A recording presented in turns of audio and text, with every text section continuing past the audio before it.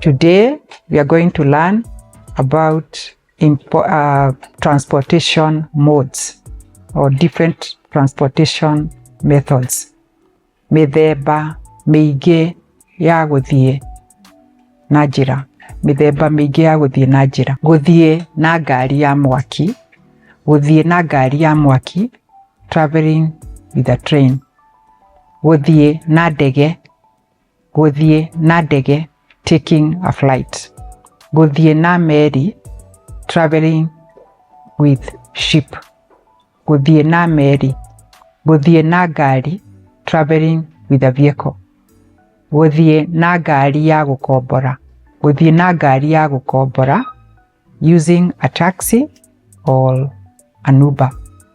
Guthie na bathi, using a bus.